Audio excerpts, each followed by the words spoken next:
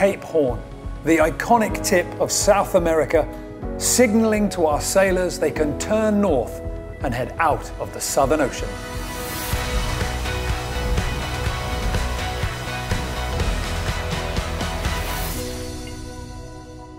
Welcome to the Ocean Race Show. The race began 18,000 miles ago, back in January from Alicante, Spain. And even before the start, leg 3, this leg, was talked about as being very significant in the story of this edition. The hardship of sailing through the Southern Ocean on the longest leg in the 50-year history of the ocean race is about to come to an end as our sailors round a significant milestone. Since man first circumnavigated the world, the Horn has held a particular mystique, a particular fascination.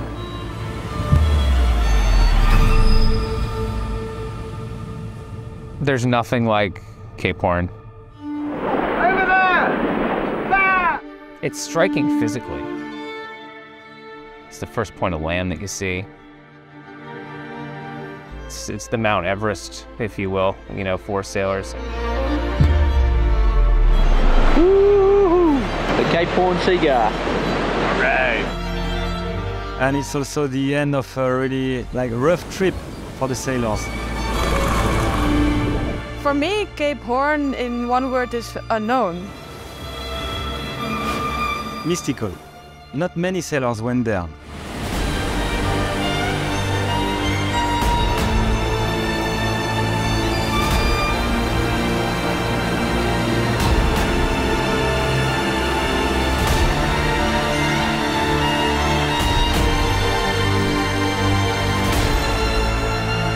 When you pass Cape Horn, in your head, you're going back home.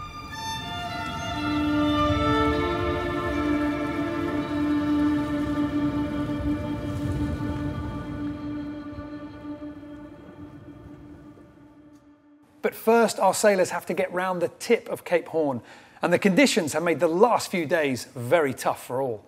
Our 4 teams racing to Brazil have positioned themselves north of the ice limit to try and find kinder, smoother conditions where the boats would be free to reach maximum speed. Team Malizia was the most suited to the rough seas and was always edging ahead that little bit further, while Team Holcim-PRB tried to hang on to their stern, and Biotherm further to the southwest matched up with 11th Hour Racing Team. The northerly route produced little relief from the waves and rough seas, and as the Chilean coast came closer to their paths, the time was needed to turn south and face the conditions as best they could. At many times, a conservative sailing style was needed. The boat slowed to try and match the length and angle of the waves to reduce the risk of nosediving. But repeatedly, as the boats found its freedom and accelerated in the strong winds into the waves in front, the yachts came to a violent halt.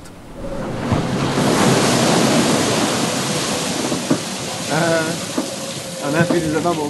Yeah, well, it's okay. It's a bit stressful. Like, trying to find the limit of what the boat is capable of doing. And we don't want to break the boat. That's obviously a long way to go. And it'd be a shame to break it now, but obviously we want to go fast because we're racing, so trying to find that balance is easier said than done. Let's take a look at just how bad these nosedives could be. And we don't just mean for speed. We're talking about for the boat and for the sailors. With our Moccas, they're going at such colossal speeds, 30 knots plus at times. So when the bow digs into the water and drives itself underneath, the force just keeps the boat going and it trips over its nose. That puts the bow further underneath the water, potentially having water leak in through that forward hatch. But the big problem is it lifts the stern up, lifting the rudder up and out of the water. And at one point, you're going to lose steerage. At that point, the boat's going to fall over one side or the other.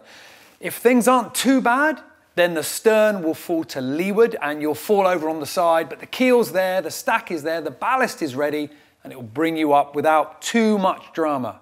The real danger is that when you nosedive, if you tip over to the windward side, then you're in trouble. Now you've got the keel on the wrong side, the stack on the wrong side, and the water ballast all in the water, pulling you further over.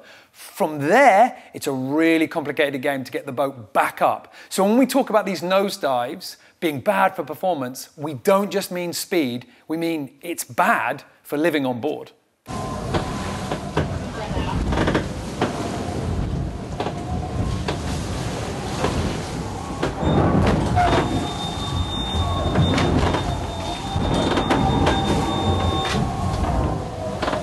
quick reactions can help stop the boat spinning out of control. If the warning signals are spotted and the autopilot adjusted early enough. If the sailors avoid the worst, it's all well, but it takes its toll on the nerves doing this every few minutes. It was a problem for everyone, but less of a problem for Team Malizia, with a hull design built specifically to ride cleaner in these conditions. No wonder this team felt happier in the rough seas. Incredible waves out here. We're flying down them in 30 to 40 knots of wind. Full speed. Morris is loving it. This is epic. This is the true south. Albatrosses, 5 meter waves. Whoa. It's like the breath of the ocean. Surfing the globe.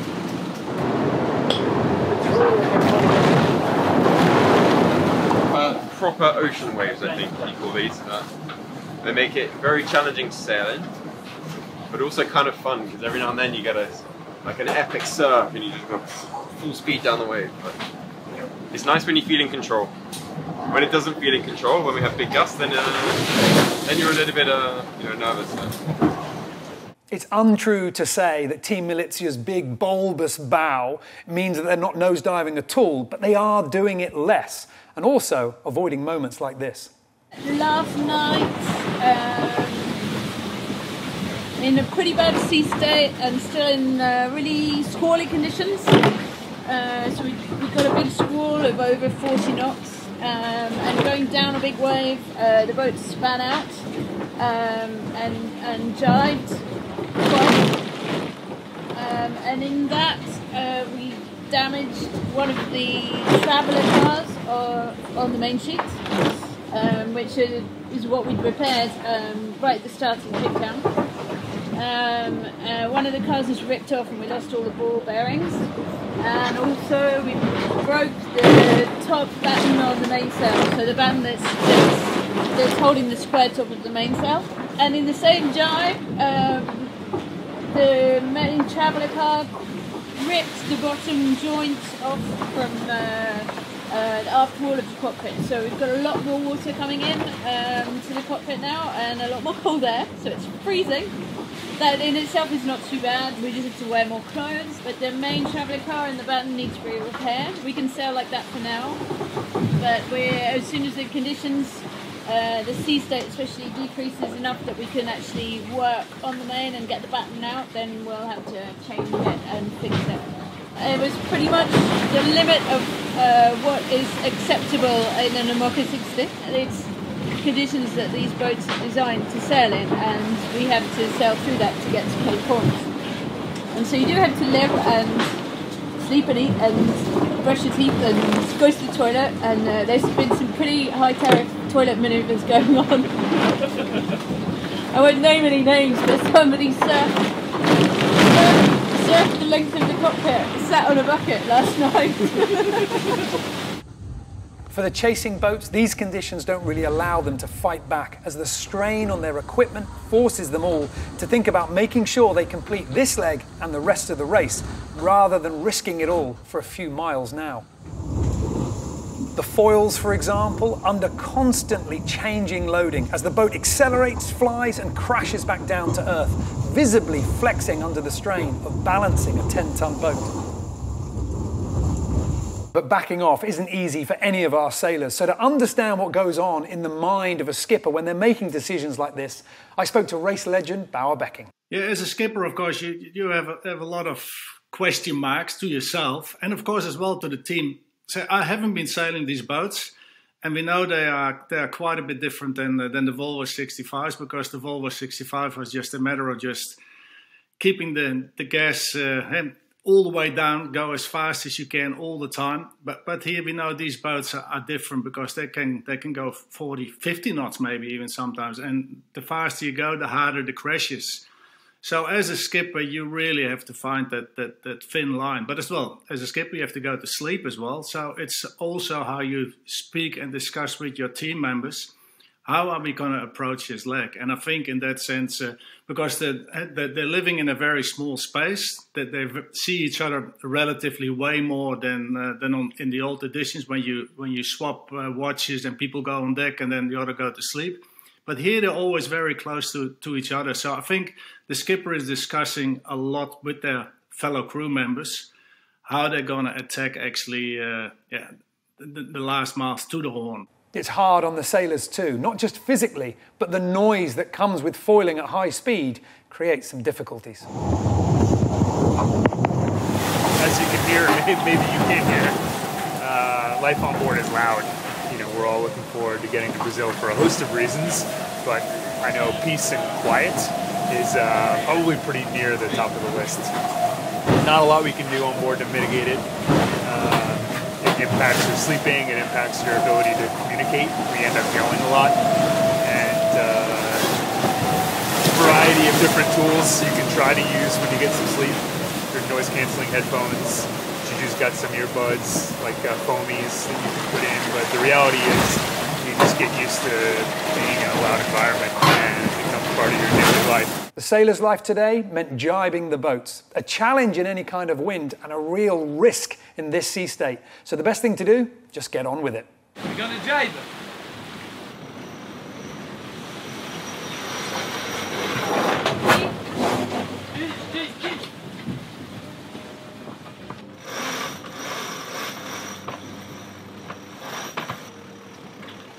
Everyone was dealing with the stress of jibing, with the ice limit to the south, a shift in the wind and better conditions north, turning everyone onto port jibe heading east. Team Holcim-PRB in second place jibed multiple times, but each time lost out to Team Malizia, who was now the closest to Chile before the fleet headed south once again. The pressure was on for Team Malizia to make every mile count while they could, but the rest of the fleet was starting to hold their ground.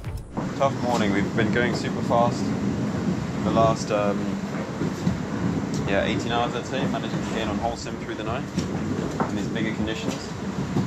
Now, just before the jibe, we seem to have lost out a good bit of those gains, which is just annoying sometimes because we're fighting for every single mile. And we've got to make sure that we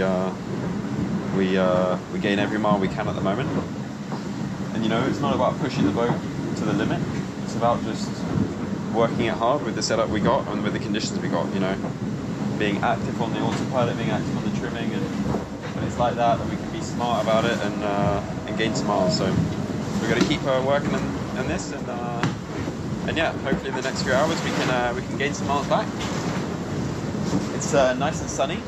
The boat's in one piece, and we're in first place. So there's lots of positives to look at for the day. And also we've made our final jibe, or close to our final jibe, towards Cape Horn. Team Malizia know that the rough conditions are when they have the advantage due to the design of their boat, but those conditions are starting to ease, and this could be their last gain for the German team that their bow shape gives them. After multiple jibes, the fleet were riding along the waves and the risk of nosediving reduced. A kinder ride also makes it easier for our satellite communication systems and the link between race control and the boats. These are the domes that the boats carry. This is actually one from the last edition of the race. And inside, you can see why sea state makes such a difference. This system has to point at a satellite hundreds of miles away in space. And if the boat is moving a lot underneath, then the motors have to be ferocious to try and compensate for all that pitching and rolling.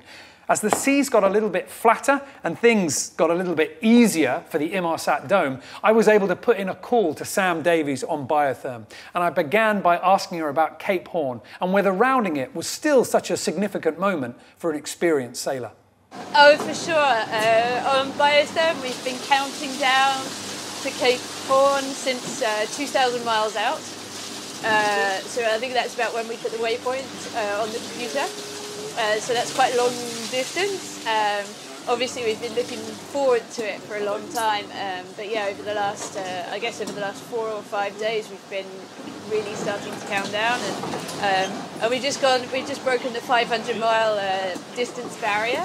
So that's another goalpost across.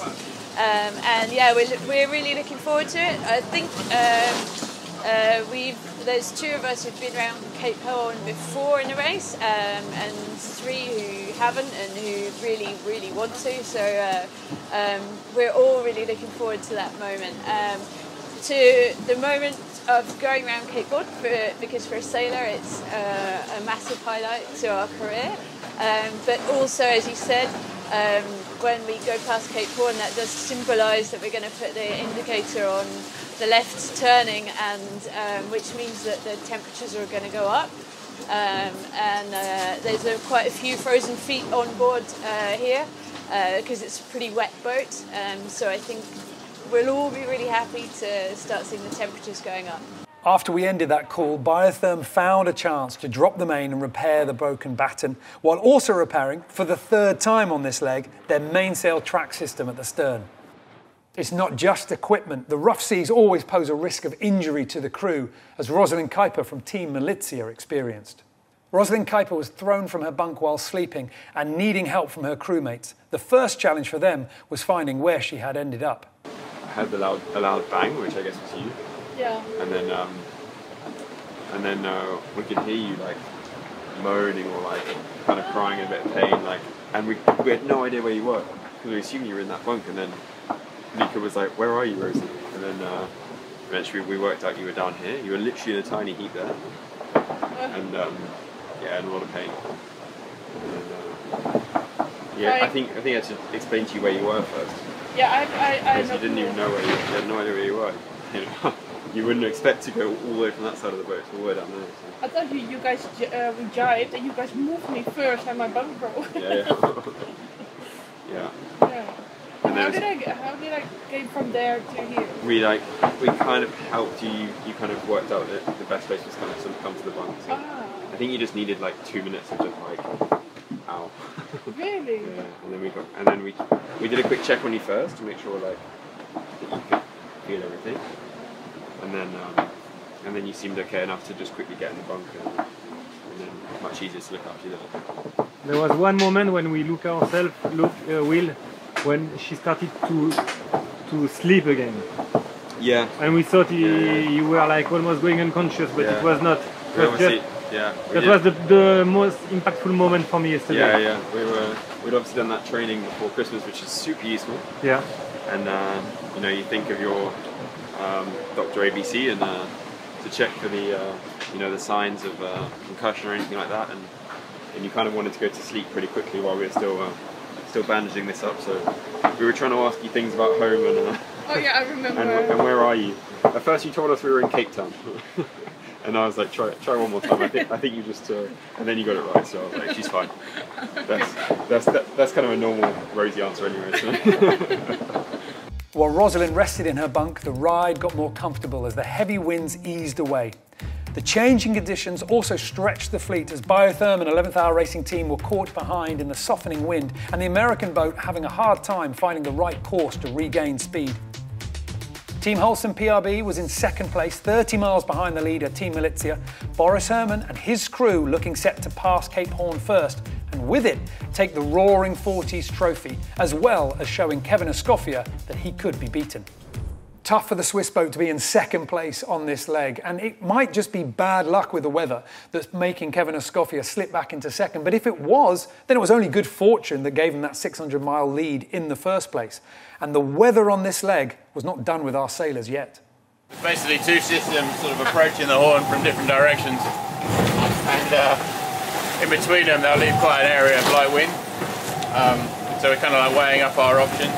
There's a few tactical options, and obviously try and get to the Horn in the fastest way possible, and also, get us there with a chance of a crack at one of our competitors. So we just kind of got to weigh up all the options and see how things go. Slight caveat to all of that and staying fast enough is that we can either start with 2 reefs or no reefs. So there's obviously a period there where we can't go quite as fast as we'd like. So that has to be sort of factored into the decision, shall we say. The weather systems making those final few miles to Cape Horn very tricky for our teams, especially the 2 trailing boats, Biotherm and 11th Hour Racing Team. But for Team Malizia, in 1st place, rounding off this Southern Ocean in the lead, a very happy moment for Boris Herman as he pushes on to that finish line in Brazil.